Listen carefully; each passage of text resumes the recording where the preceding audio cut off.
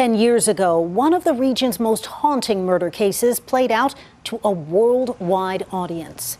It started on a chilly February morning when a Bastrop Sheriff's deputy found crime victims counselor Samantha Dean, 7 months pregnant, shot to death behind an office park in Bastrop. It sparked a global hunt for an Austin police officer accused of plotting her murder. Dean's parents have spent the past decade quietly advocating on their daughter's behalf, but shunning the spotlight. Tonight, we hear from them in their first extensive media interview since their daughter's death. Here's senior reporter Tony Plohetsky, who covered this case from the start with their emotional story. This was during the gender reveal. Kimberly Dean shows the memories of her daughter's life. The good times. This was her right after coming out of surgery and cancer. And the hard ones. 10 years ago, Samantha Dean, a cancer survivor, expectant mother, and crime victim counselor, died at the hands of the father of their soon-to-be-born daughter. It still hits hard. A 32-year-old Austin police officer named Von Trey Clark.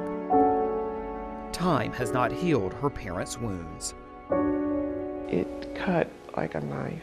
With her husband of 41 years at her side in their San Antonio home. We're very private people. Dean's mother and father ready to talk in front of television cameras. We will talk about what we would be doing. Over the past decade, we've covered every aspect of the Samantha Dean case, from the initial reports of her death to the terrible details that unraveled months, even years later. Only now are her parents ready to share their story of grief and resilience. I know that if she was here, that she would be doing all kinds of things to be able to get her advocacy of wanting to help people to be out there. She was a Samaritan, and that she did things that made a difference. Samantha, who friends and family call Sammy, and Clark met years earlier working in non-police office jobs in Austin. But their relationship privately bloomed as she entered the victim services profession while volunteering with the Austin Police Department, where Clark had joined the force before she took a full-time job in Kyle. My understanding is that there was that on and off relationship between them. In 2014, Samantha learned she was pregnant with a daughter she named Madeline and planned to call her Maddie. Clark, who had a live-in girlfriend, was the father. She said, this isn't the way that I had wanted everything to be. And I said, you have gone beyond anything that we could have ever expected of you. Samantha and her family were unsure she would ever be able to have children. Samantha had received intensive radiation treatments a decade earlier from sarcoma cancer and underwent multiple extensive surgeries. It was really a blessing that she was even able to become pregnant. Authorities believe Clark lured the 29-year-old Samantha to Bastrop on the evening of February 3, 2015, to buy items for their baby. Instead, they said Clark had paid 2 men from Houston $5,000 to kill her. Investigators say Clark himself fired one of the fatal shots. Why?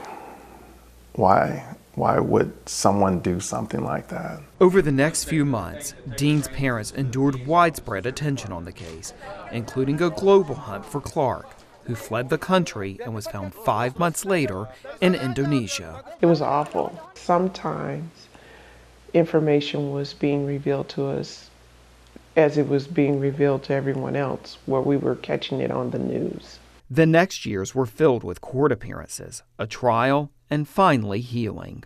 On a winding path to recovery, one of the biggest moments came last year when Kim Dean drove to the rural East Texas prison to meet with Clark. I wanted to know, from her perspective, a person that she loved that would have the audacity to do what he did.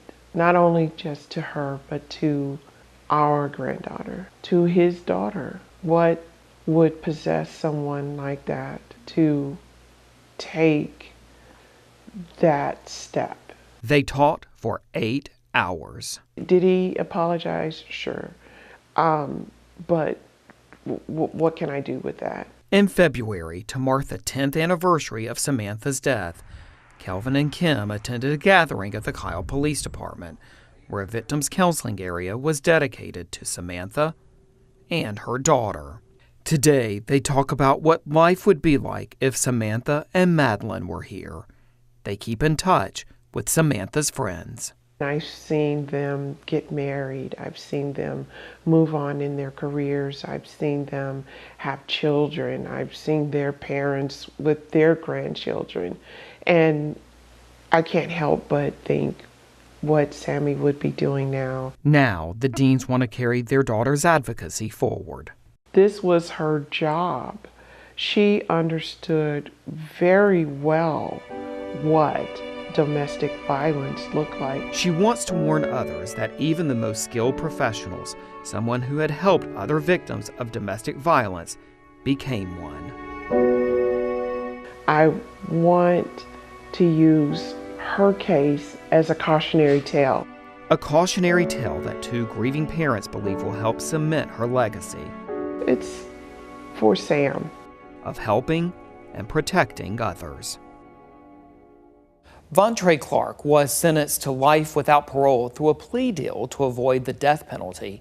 The other two men, Freddie Lee Smith and Kevin Watson, also were convicted of murder and are currently in prison.